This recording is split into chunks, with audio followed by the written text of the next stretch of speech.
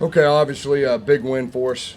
So proud of our team. You know, when you look at this whole season, we knew it was going to be a gauntlet. We played the toughest schedule in college football. Our guys hung in there. At times it was tough. They never flinched. And, you know, going into this game, we felt like we had the better team. And our guys, give them credit, they're a big-time team. Our guys hung in there. The first half was crazy. Went back and forth. The touchdowns, they had a lot of momentum. They momentum swings with the kickoff return, and really end up being the difference in the game is the field goal right there, right before halftime with 1 second left. And then the second half, you know, really our guys just battled. You know, their offensive receivers, I mean, they're special good, and you know, their defense is really good too. We hung in there, found a way to win at the end.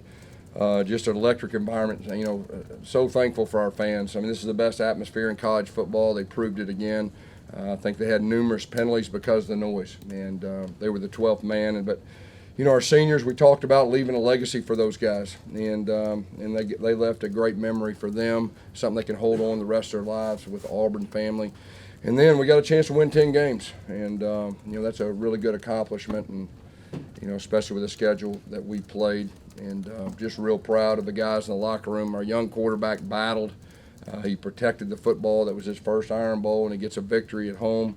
Our defense had 2 touchdowns. I mean, huge touchdowns, momentum swings. I think Smoke Monday and their linebacker returned the one 100 yards. It was just, you know, it was really unbelievable, the swings that went back and forth. But just proud of our staff, proud of our players, and, you know, we're going to enjoy this win. We beat an excellent team with excellent players and a really good coach. Questions?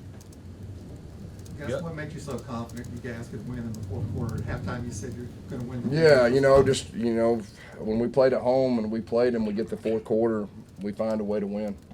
And, you know, 2013 and 17, it kind of held true with the script tonight. And so, you know, and our crowd has a lot to do with that. And our guys believing, and our crowd willed us. And, you know, it was a team effort. It was defense, it was offense, it was special teams. You know, we got the penalty, you know, at the very end right there. We put our punter on with the offense, and they had their defense, and then their punt return, and then they got 12 guys. So it was just really, it was an overall team win, and it was a big one for us.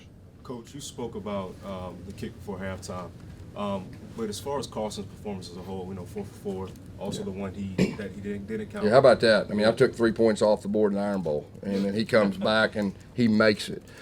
He had a big time night, and we talked all year, man. You're gonna win a game for us, and tonight he did that.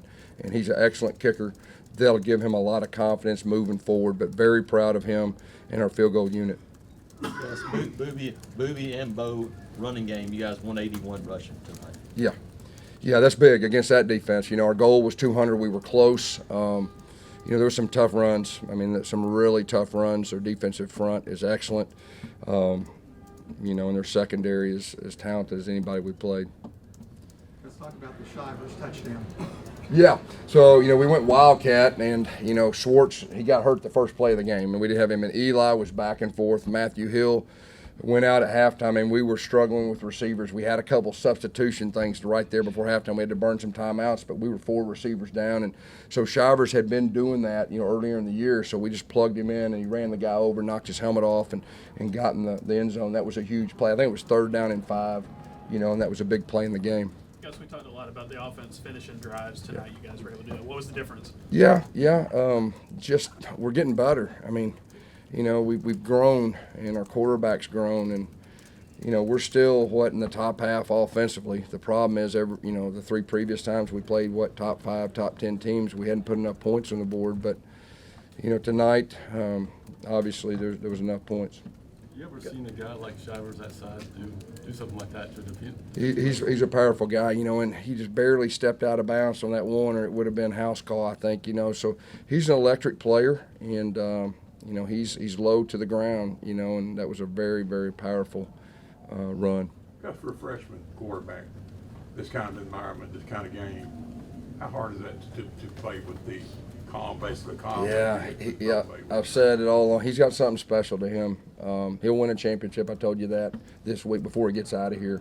You know, his leadership, the moment's not too big. You know, he's got real good command. When he makes a mistake, he owns up, hey, I'll make up for it. And just, you know, he's got the special traits it has. the future is going to be a lot of fun with him leading us. Josh, you're the only coach that's beaten Nick Saban 3 times. Does that mean anything to you? I mean, he's a great coach. Everybody knows that. But this is Auburn, and they're Alabama. And this is the best rivalry in college football. It's not about me. It's about our players. Our players believe we can beat them. All the other teams, for the most part, hope. And, so I'm just real proud of our players. It's about our players. It's not about me. You talked about your seniors leaving a legacy. How would you describe what that legacy is? I mean, there's some great football players, but they're even better people. And, this day and time in college football, the ups, the highs are high and the lows are low. And it's easy to point fingers, and that's what the whole world really wants you to do. But our leadership hung in there, and they didn't flinch. And we went through some tough times. I'm real proud of our staff, too. And, it's been a up and down season, but we finished on a high note. And like I said, we got a chance to win 10 games.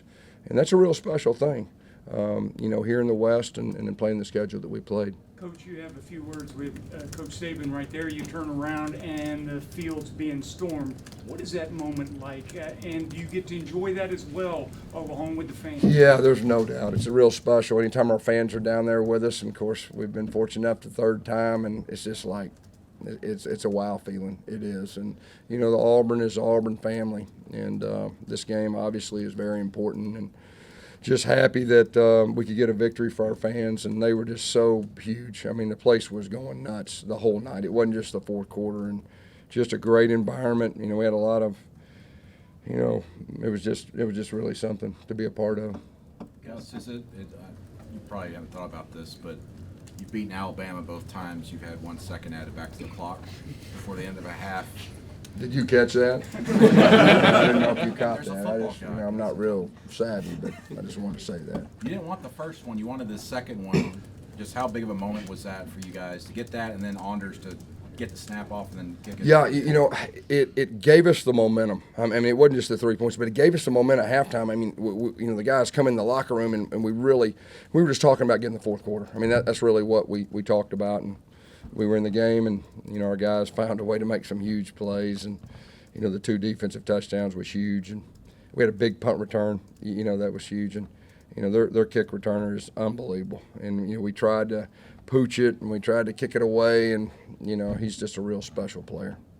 Gus, how big was that last defensive stand? I mean, defense worn out, they get down, but you guys. Yeah, I'm real proud of our team. I mean, it was 4th and 10.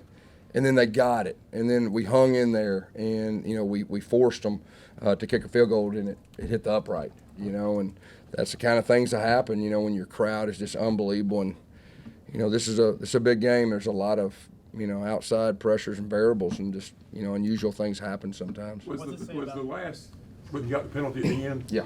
Was that intentional? Were you trying? Yeah. So what we were going to do is we were going to try to keep their punt returner off the field, right. And so we put our punter at X. And we had our offense on the field.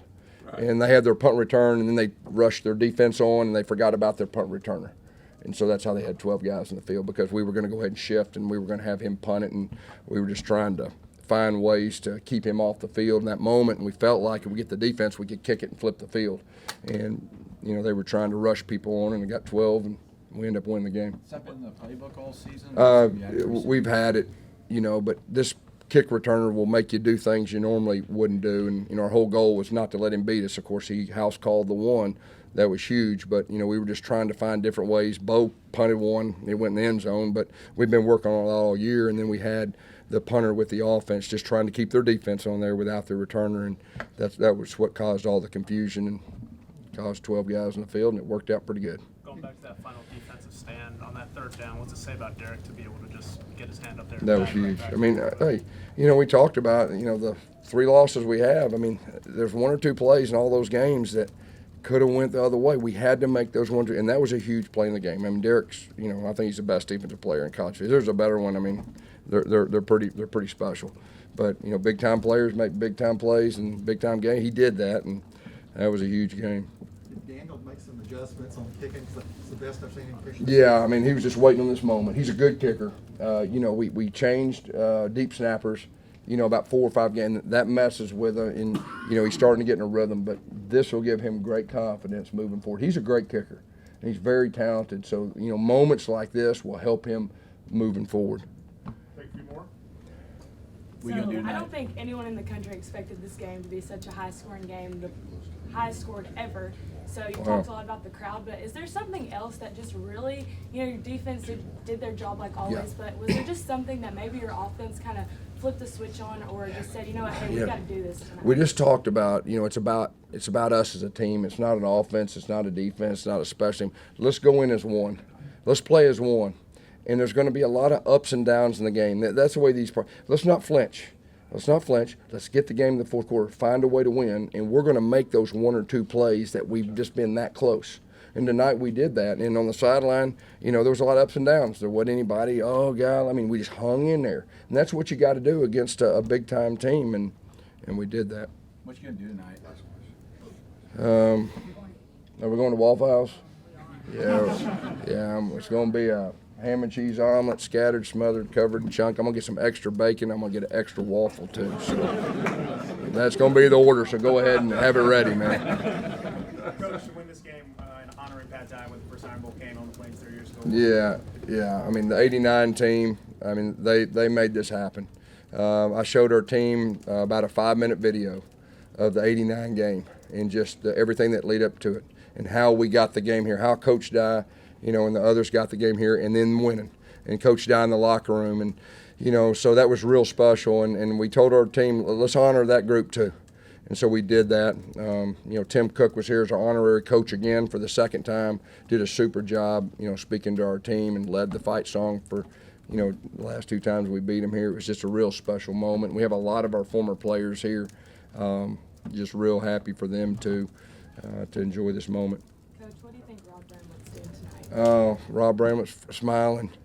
He's smiling down, and we definitely miss him. And, you know, especially a game like this with so many great memories. But I'm going to bet he's smiling. All right, Coach. Thank you. Thank you.